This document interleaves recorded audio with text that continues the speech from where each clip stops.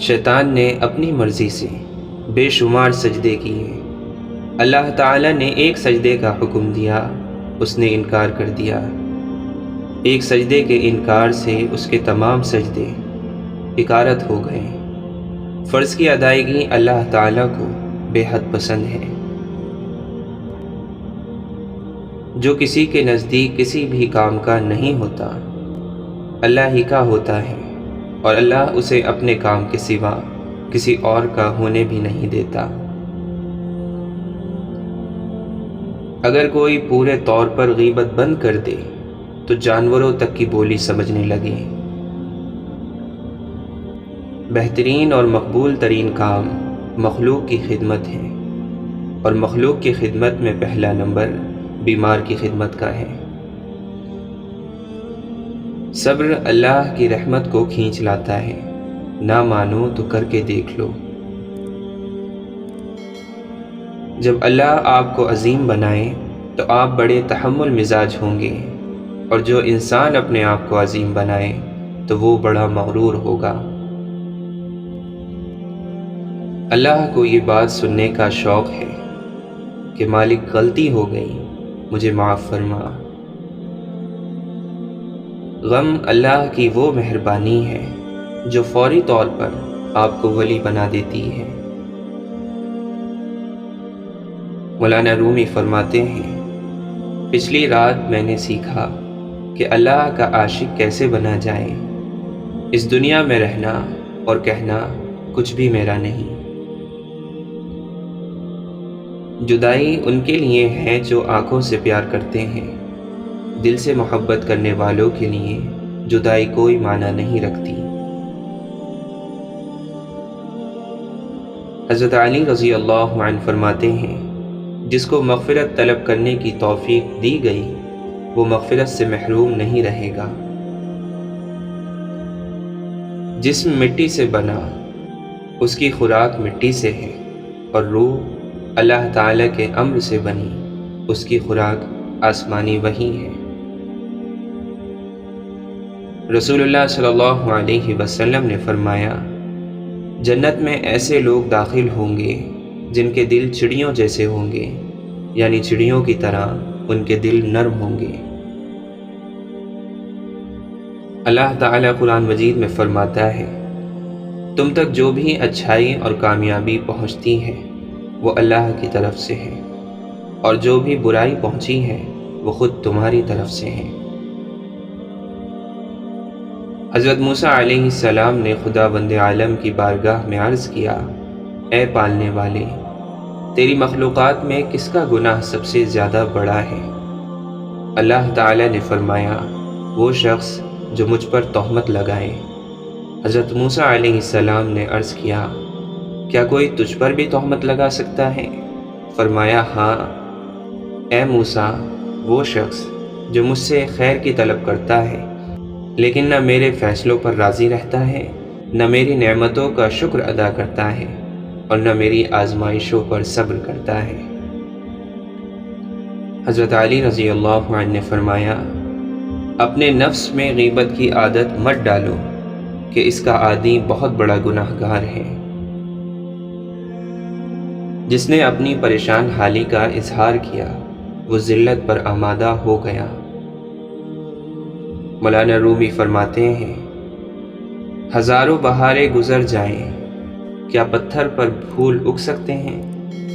لیکن اگر پتھر خاک بن جائیں تو اس خاک سے رنگ برنگے پھول اگ سکتے ہیں۔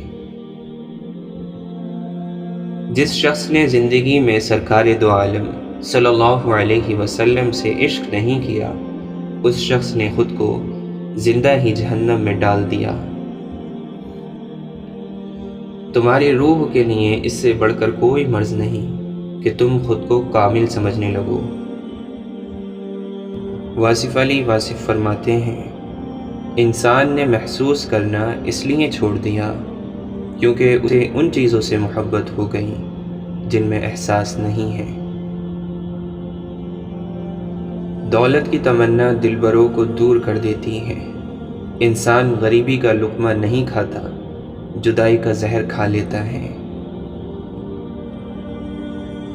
محبت کوشش یا محنت سے حاصل نہیں ہوتی، یہ عطا ہے، یہ نصیب ہے، بلکہ بڑے ہی نصیب کی بات ہے۔ اپنی ہستی سے زیادہ کام کرنا ہلاکت ہے، اور اپنی ہستی سے کم کام کرنا بددیانتی ہے۔ انسان بزدل اتنا ہے کہ خوابوں میں ڈر جاتا ہے، اور بے خوف اتنا ہے کہ جاگے میں بھی اپنے رب سے نہیں ڈرتا۔ مولانا رومی فرماتے ہیں، مسجد رقص کرنے کی جگہ نہیں، مگر میں نے وہاں جہالت کو ناچتے دیکھا ہے۔ مصیبت میں پھنسا ہوا انسان بہتر ہے کہ اسے مالک یاد رہے، اس امن سے جو اسے بے فکر اور سرکش بنا دے۔ جب انصاف میں طاقت نہیں ہوتی تو چوروں، ڈاکوؤں اور قاتلوں کے پاس طاقت آ جاتی ہے۔ علم انسان کو صدیوں تک زندہ رکھتا ہے، ورنہ جسمانی زندگی کے دن مقرر ہیں۔ فضول گفتگو سے دو قسم کے لوگ ہی بچ سکتے ہیں، ایک جس میں علم کی کثرت ہو، دوسرا جس میں ذکر کی کثرت ہو۔ غصے اور شہوت کو اپنے پاؤں تلے رون ڈال تاکہ تو زندگی سے صحیح لطف اٹھا سکے۔ جب آپ اپنے خالق کے دیوانے ہو جاتے ہیں تب مخلوق آپ کی دیوانی ہو جاتی ہے۔ یہ بڑے راز کی بات تھی، آشکار ہو چکی۔ نشانیاں مت مانگا کرو، بندے کا پیدا کرنا ہی اصل نشانی ہے۔ جب تم کسی میں کوئی عیب دیکھو تو اسے اپنے اندر تلاش کرو، اگر اسے اپنے اندر پاؤ تو اسے نکال دو، یہ حقیقی تبلیغ ہے۔ بابا جی کہنے لگے، بیٹا، محبوب کو دیکھنا محبت کی شرط نہیں، کوئی بنا دیکھے اویس قرنی بن جاتا ہے، اور کوئی پاس رہ کر بھی ابو جہل ہی رہتا ہے۔ زیادہ سوچنے سے خوشیوں کا قتل ہوتا ہے، خوف کی وجہ سے حوصلے کا قتل ہوتا ہے، جھوٹ بولنے سے اعتماد کا قتل ہوتا ہے، اور شک کرنے سے رشتوں کا قتل ہوتا ہے۔ غیر ضروری تنقید وہ تلوار ہے جو سب سے پہلے خوبصورت تعلقات کا سر قلم کرتی ہے۔ استاد اگر کافر ہوگا تو وہ شاگرد کو قرآن پڑھا کر بھی کافر بنا دے گا، اور اگر استاد مسلمان ہوگا تو وہ انجیل پڑھا کر بھی مسلمان بنا دے گا۔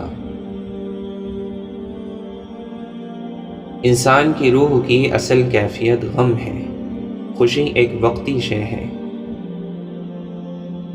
تبدیلی آسان نہیں مگر ہمیشہ ممکن ہوتی ہے۔ اپنی اصلاح کے لیے خود کو تبدیل کرتے رہو۔